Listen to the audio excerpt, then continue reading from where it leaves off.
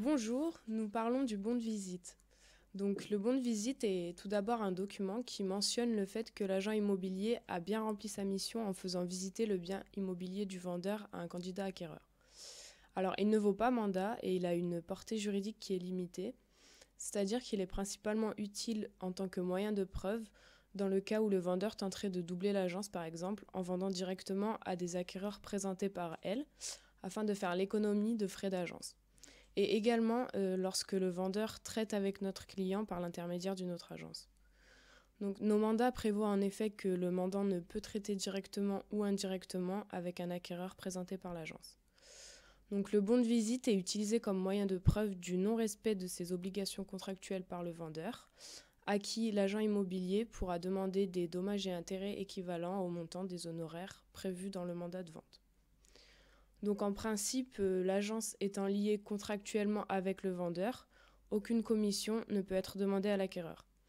Cependant, l'arrêt du 9 mai 2008 en assemblée plénière vient préciser une notion importante.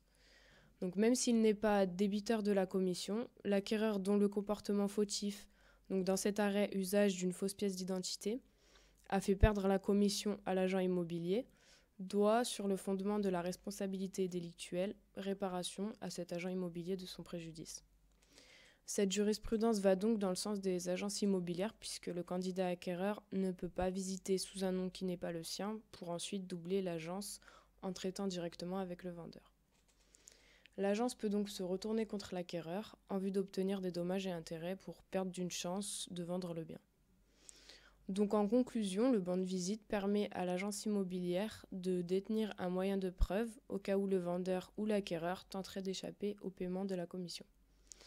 Alors concernant le bon de visite édition préférence, il est également utilisé comme compte-rendu de visite pour le propriétaire. Il se présente sous forme de triplicata, donc un pour l'agent immobilier, un pour le vendeur et un pour le ou les potentiels acquéreurs.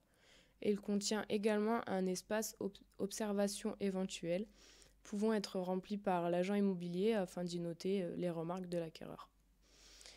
Il garantit également une meilleure protection juridique pour l'agence puisque le propriétaire sera systématiquement informé de la visite par cet exemplaire. Merci de votre attention.